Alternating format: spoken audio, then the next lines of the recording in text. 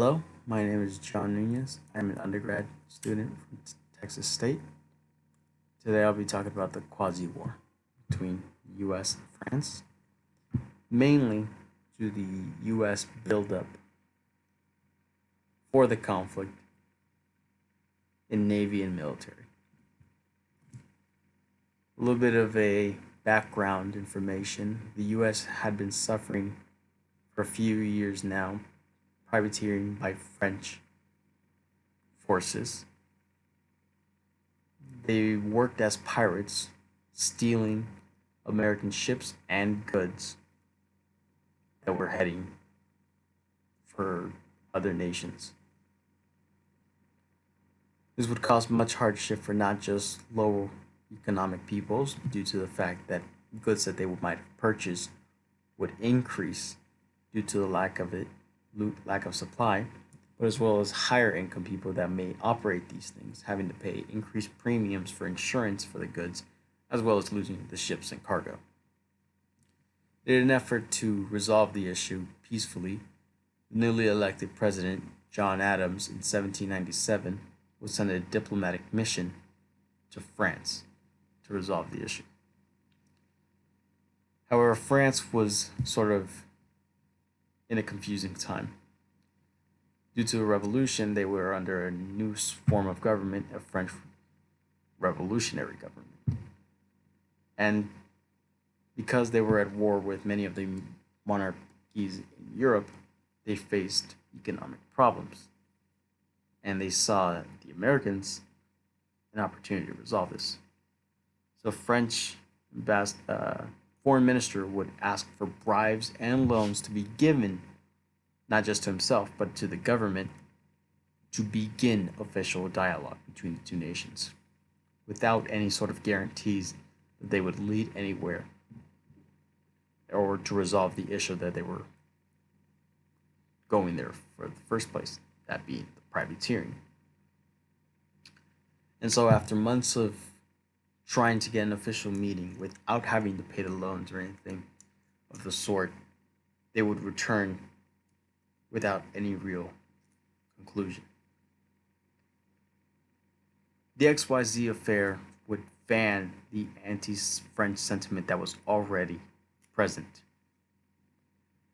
as the documents between the diplomats and the French government would be released to not just the congressmen that requested it, but later be printed on a mass scale and shown to the American public. This would cause much unity and war support for a conflict against them, as they saw themselves being dishonored by the fact of their treatment as well as just disrespected. So there was a sort of want to fight back.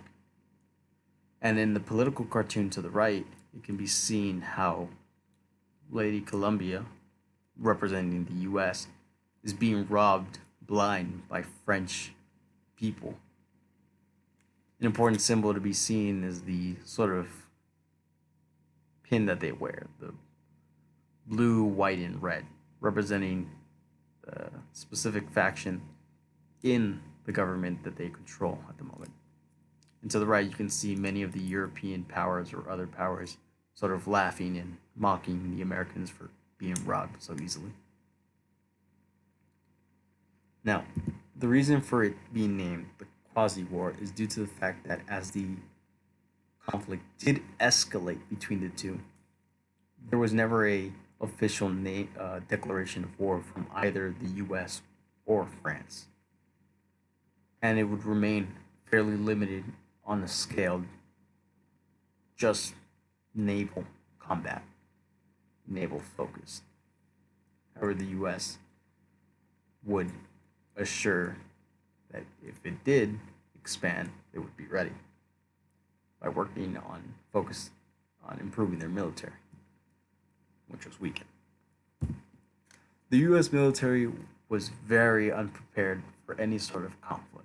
The U.S. Navy had no real ships, as they had sold their remaining ships after the War of Independence due to lack of money for maintenance and operations. The Army was mostly scattered to the west, fighting Indians, and those that were active were not only small, ill equipped, and lacking discipline, but had relied heavily on state militias to do most of the work in defense and operating. However, these sort of issues would be improved over time by Congress, not only due to the increased budget, but sort of the more well known founding fathers sort of overseeing this development who had gone through the revolution, the war for independence. Now, in the aspect for naval engagements, the U.S. had three dedicated warships being built and were finished after a heavy presence by the U.S. government, pressure by the U.S. government was to focus on finishing these three. It was an order of six, but the other three were still behind in development. These three ships were the USS Constitution, Constellation, and the United States. They would operate in the Caribbean and in the eastern coast, where many of the privateers had been taking U.S. shipping and cargo ships. The U.S. ships would operate by taking ships that were sometimes of British or American origin, and they were just used by French privateers to continue or expand their operations, as well as taking goods from these French privateers, as many of the times they were just stolen and would be returned back to their owner. Um, this conflict would have hundreds of ships on both sides being taken, most of them being privateers on both sides, as the U.S. as well started to use privateers, not just relying on three ships for the entire coast.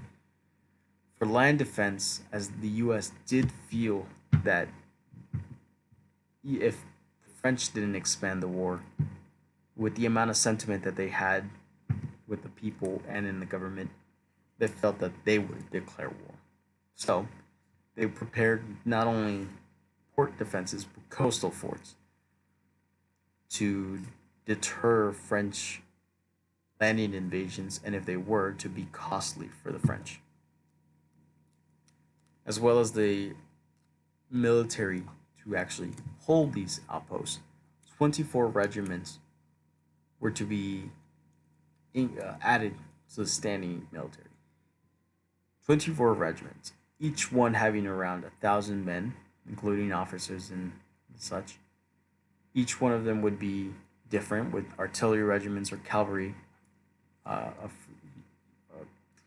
fulfilling different roles. 800,000 would be placed to procure their equipment of ammunitions, arms, and artillery.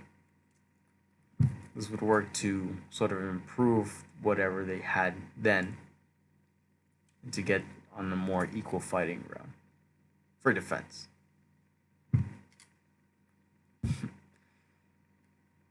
The limited aspect of the war would go from 1797 to 1800s, as John Adams would work to resolve the issue.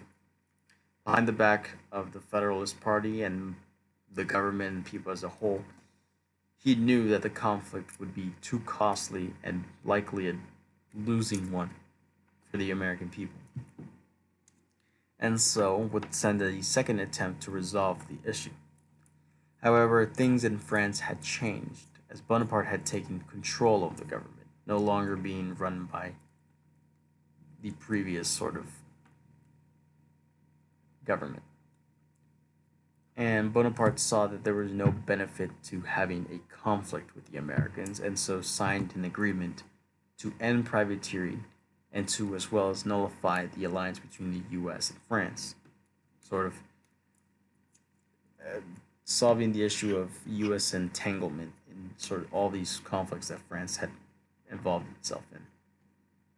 While this would damage heavily the Federalist Party that John himself was in, and would lose him his reelection for the coming term.